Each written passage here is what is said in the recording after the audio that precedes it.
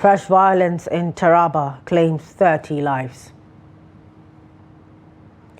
Federal government to sell 753 duplexes confiscated from Emefiele to Nigerians. And NPCL shuts down Port Harcourt refinery for maintenance. On the front in South Africa, police minister says Trump's genocide claim twisted. Hello, good evening and welcome to Trust News Update. I am Chiamaka Mwafo. Thank you for joining us. A renewed wave of violence in Taraba State has left more than 30 people dead and dozens displaced following attacks on Munga and Magemi villages in Karimlamido Local Government Council. The assaults, reportedly carried out by suspected armed herders in the early hours of Saturday, also resulted in the destruction of homes and properties, compounding fears among residents and casting a shadow over the state's recent investment drive. Survivors and eyewitnesses criticized what they described as the state government's slow and inadequate response to persistent security threats in the region. Many expressed disappointment over Governor Abu Kefes's absence from the affected communities, drawing comparisons to Borno State Governor Babagana Zulum, known for his proactive approach and visits to conflict zones. Karim Lamido has increasingly become a hotspot for violence, with the latest assault in Munga Lilo marking another deadly chapter. In a statement issued by his special advisor on media and digital communications, Emmanuel Bello, Governor Kefes condemned the attacks as horrendous and unacceptable. He assured the public that the perpetrators would face justice. Over in Zamfara State, the police command has rescued Hamdia Sidi Sharif from the hands of bandits, contrary to reports that she was arrested and detained by the police in Bokura local government area of the state. The State Commissioner of Police Ibrahim Maikaba, who described the claim as false, said Hamdia Sidi Sharif, who hailed from Sokoto State, was abducted by suspected armed men, but was rescued by the police in Bokura and reunited with her family. CP Maikaba disclosed that the police ensured that all medical examinations were carried out on Hamdia with a view to ensure that she is in a stable health condition before handing her over to her family. CP Maikaba disclosed that the police ensured that all medical examinations were carried out on Hamdia with a view. Hamdia Sidi, who narrated her situation in Hausa language, refuted the claim that she was arrested and detained in dehumanizing conditions. A relative of the kidnapped victim, Fatima Bello, who came to receive Hamdia at the Zamfara Police Command, thanked the Commissioner of Police and the Divisional Police Officer, Bakura Vision, for rescuing and ensuring that Hamdia received proper medical care. To set record straight, when she was brought to the headquarters yesterday by the DPO, we ensured that she received proper medical treatment, and we asked her to call for her relations so that they would come and take custody of her, and which we have been waiting for. It was only this morning, early this morning, that the relations show up, and this afternoon we are handing her over to her relations. So all the rumors going around that we are handing her over back to the Sokoto State Command, or we are detaining her here. She was never detained. There was no reason for that. She's a victim of crime, so we cannot detain her.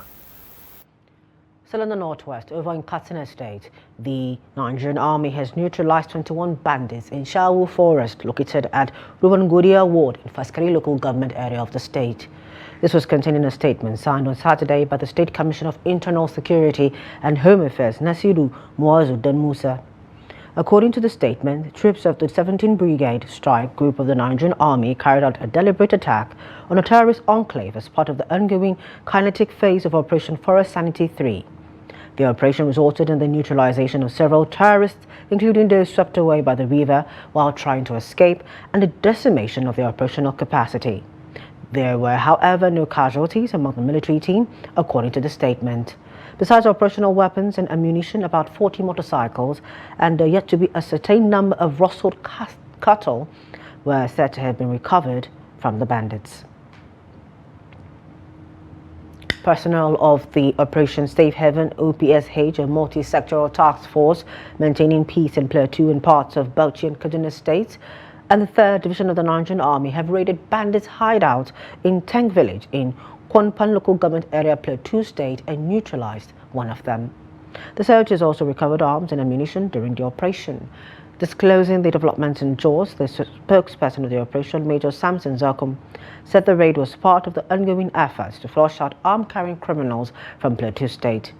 Major Zakum said the troops recovered one AK-47 rifle, one AK-47 magazine, and 11 rounds of 7.62mm special ammunition.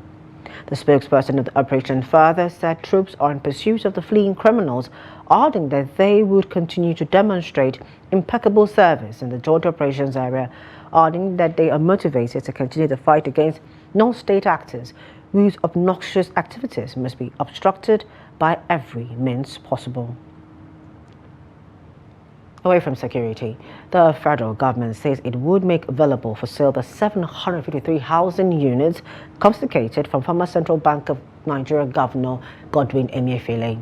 The development was revealed in a statement by the Federal Ministry of Housing and Urban Development when the Minister of the Ministry, Ahmed Dengiwa, alongside the Chairman of the Economic and Financial Crimes Commission, Olanipekun Olukoyede, led a joint team on a physical site inspection of the seized housing estate. The estate, previously linked to Emefiele, was recovered by the EFCC in December of 2024 and officially handed over to the ministry following a directive by President Bola Tinubu. During the inspection, Dengiwa announced that the ministry would immediately commence its technical assessments by conducting integrity tests on the buildings. Upon successful evaluation, the structures will be completed and made available for sale to Nigerians through the renewed Hope portal, which is already operational. The minister emphasized the federal government's commitment to transparency and accountability, calling on public office holders to steer clear of corrupt practices. Reactions have continued to trail the suit filed by the Department of State Services (DSS) against former presidential candidate of the African Democratic Congress, Professor Pat Utomi, over his alleged plan to establish a shadow government in Nigeria. The move has sparked widespread controversy and legal debate. Trust TV's Aisha Abdulmimunu reports. Earlier this week, the Federal High Court in Abuja ordered the service of court documents on Professor Pat Utomi in the suit brought against him by the DSS. In separate interviews, civil society members Solomon Adoge and Gimba Suleiman described the shadow government as unconstitutional, arguing that only a shadow cabinet, typically formed by a main opposition party in parliamentary system, is democratically accepted.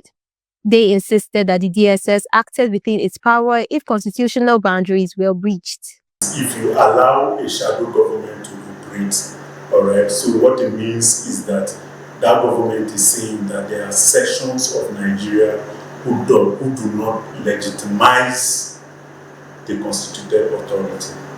Okay? So you are illegitimizing the constitutional authority. And by all means, what that will mean is that the constituted authority will be losing some form of legitimacy, and we don't want that to happen. Presidential power and every executive power is actually jealously guarded in Nigeria, and the Constitution makes provision that gives such powers exclusively at the hands of the president, and where someone now goes into those powers, it's actually going to be treason and is punishable under Nigerian law. And then what we just have to look at is whether this particular action now is reasonable, and then if it infringes on the powers of the executive president. Political scientist Ismail Opayemi noted that while individuals have successfully taken the DSS to court in the past, it is within the agency's rights to also initiate legal actions when necessary. Up to this moment that we are talking, people are still criticizing government. You will agree with me that it's the context of the conversation that we are having that is making the DSS to go to that length. We have civil society organization, we have opposition political parties doing their thing. On day by day to day, they criticize the policies of government, and they are allowed to do that. Nobody is threatening them, nobody is harassing them. But when issues become more complex, that it's become a threat to the coexistent peace of the country, then the DSS, with its mandates, need to actually intervene. And I think that's exactly what they are doing at the moment when it comes to the issue about shadow government that we are talking about. Also weighing in, constitutional lawyer Sani Abbas argued that Otomi's alleged actions are alien to the constitution and could amount to treason. He stressed that forming a parallel government is not only unlawful, but may be seen as a direct affront to the authority of the president. However, he added that taking the matter to court is the proper legal route for interpretation. The Constitution, number one, the Constitution has recognized the executive powers to be vested in the President of the Federal Republic of Nigeria. It has also given the judicial powers to the courts and the legislative powers to the houses of assembly. So it is unlawful. It is unlawful for any, there's a thin line between being an opinion builder or being in opposition and by way of opinions, you try to structure or you try to, minister to the government of the state that, look, these policies are anti-people's policies. The Federal High Court has scheduled June 25th as the date for hearing the suits. Aisha Abdulmuminun, Trust TV News, Abuja. The senator representing Kogi Central in the Senate, Natasha Akpoti-Odohan, has instructed her legal team to prepare defense against the federal government's criminal charges against her. The Trust TV reports that the Office of the Attorney General of the Federation and Minister of Justice, Lateef Fagbemi, SAN, had recently filed criminal charges against her over an alleged plot to assassinate her. But specifically, the charge filed at the High Court of the Federal Capital Territory alleged that Natasha made the allegation of a plot to kill her during a live broadcast on Channels Television's Politics Today, aired on April 3rd, 2025. During the said interview, the embattled senator pointed fingers at Senate President Godswill Akpabio and former Kogi State Governor Yahaya Bello for allegedly plotting to have her assassinated. However, her lawyer, Ehioge West Idahosa, SAN, in a statement issued on Saturday, said he was receipt of the said information on behalf of her client. He said the legal team would adequately prepare all factual and statutory defenses available to their client and place them before the court during trial. The Economic and Financial Crimes Commission's EFCC has denied allegations that its chairman, Olaolu Kayode, met with the former South governor and his predecessor 48 hours before they decamped to the All Progressives Congress. Denial follows claims by a spokesperson to former Vice President Atiku Abubakar, Paul Ibe, during a recent interview with a private TV station. Ibe alleged that the EFCC chairman and the Solicitor General met with a former and a serving governor from the South region 48 hours before they decamped to the APC, claiming that the meeting took place at the government lodge in the South state. Reports have circulated that the governor of Delta State, Sheriff Oburiwori, and his predecessor, Ifeanyi Okowa, left the People's Democratic Party for the APC in April. Reacting to the allegation, the EFCC in a statement on Friday said it was outraged by Ibe's unfounded claims, describing it as patently fabricated. Olukoide enjoined the public to discard the allegation as it exists only in Ibe's imagination. You're on to News Update on Trust TV. Still to come. Osun State's agog as 41st Owa Obokun receives staff of office. More when we return. Please do stay with us. Welcome back. Thank you for staying with us. Now a recap of our top stories. We told you that fresh violence in Taraba claims 30 lives. We also informed you that the federal government is to sell 753 duplexes confiscated from Emefiele to Nigerians. Two more stories. Over in Kano State, the government has marked the first anniversary of the reinstatement of Muhammad Sanusi as 16th Emir of Kano, with special prayers and reaffirmation of its commitment to the traditional institutions. The State Deputy Governor, Aminu Abdusalam Gwarzo, reaffirmed the unwavering commitment of Governor Abba Kabiru Yusuf's administration to preserving and upholding the dignity of traditional institutions across the state. Governor Yusuf reinstated Muhammad Sanusi as the 16th Fulani Emir of Kano on May 24 after assenting to Kano Emirates Council Repeal Bill 2024 on May 23, 2024, sacking the Emirs of Kano, Bichi, Karaye, Rano and Speaking during the special prayer session held in honor of the Emir to mark his return to the revered Kano throne, Gwarazo underscored the vital role traditional institutions play in promoting peace, preserving cultural heritage, and fostering unity among communities. Press Secretary to the Deputy Governor, Ibrahim Garba Shoibu, in a statement said the prayer session, led by prominent Islamic scholars and attended by key stakeholders, served as a moment of reflection, gratitude, and renewed hope for continued peace and progress under the leadership of Emir Sanusi. The ancient city of Ilesha in Osun State was agog on Friday as the new paramount traditional ruler of Ijesa land, Oba Clement Hastrap, received staff of office. The state governor, Ademola Adeleke, while speaking on the occasion, assured people of Ijesa land of his commitment to promoting Yoruba culture and tradition. Hamidu Egbade tells us more in this report.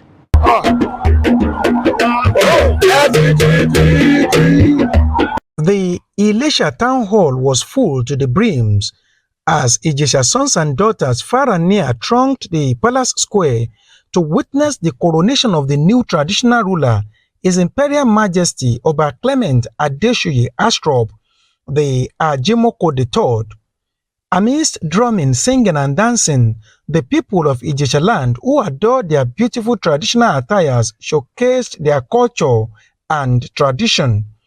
President Bola Tinubu, who was represented by the Minister of Marine and Blue Economy, Adegboyega Oyetola, charged the new monarch to serve as the pillar of unity among the Ijesha people. It is with a profound great joy I stand before you today to join the rest of the people of Islam in celebrating a moment of immense cultural and social significance in the coronation of His Imperial Majesty, Oba Clement Adeshoye Astrop, and the 41st Honorable and paramount ruler of Islam. It is with high sense of responsibility and delight that I attend this coronation ceremony of an iconic Nigerian as new Oba Adeshoye of Islam. We are gathered to rejoice with the Ijesha people on the coronation of one of their finest as the new paramount ruler of Islam. I appreciate the sacrifice and I thank you all for the love you have shown to support me during this historical occasion of my life. Forever I will be grateful to all of you. It's a good time to witness this coronation in one's lifetime. You would observe that even the Kabiyesi himself is somebody of caliber who is going to bring good things to the city of Ilesha and in Osun in general.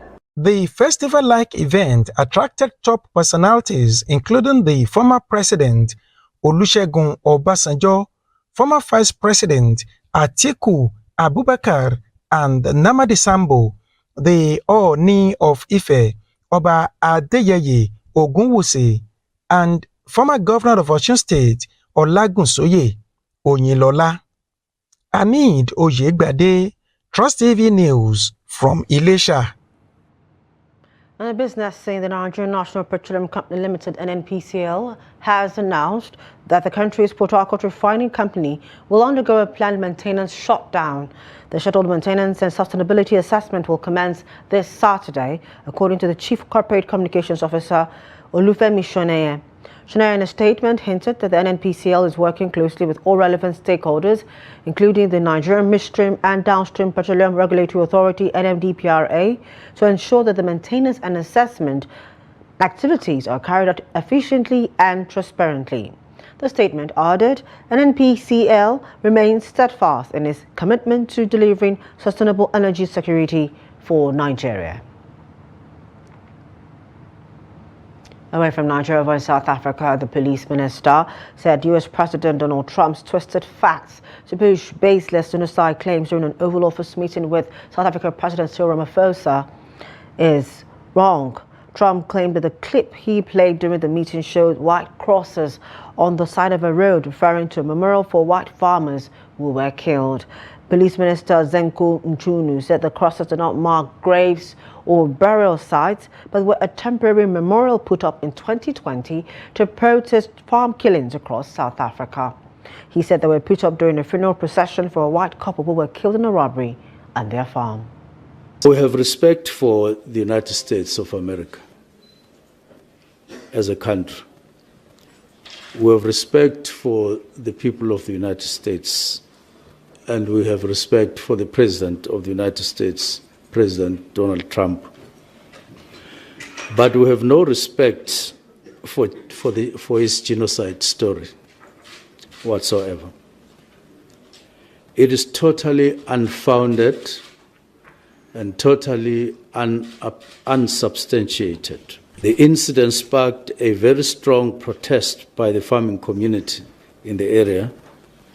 The crosses symbolized killings on farms over years. They are not graves. They don't represent graves. In sports, the darts event of the Ogun 2024 National Sports Festival Tugged Gateway Games ended on Friday with Team Imo capturing 7 medals.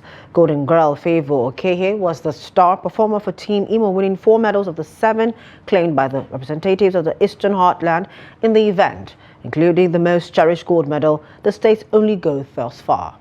Okehe also won 2 silver medals, while her teammates Patricia Unakalamba won bronze, with Uzoma Mijuru winning 2 bronze medals, and Cynthia Okoro, whom she partnered, also won another bronze medal in the doubles.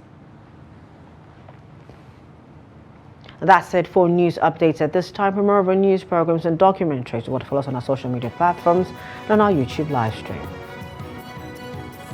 I'm Chiamaka Wanfo. Thank you for joining us at this time. Good evening.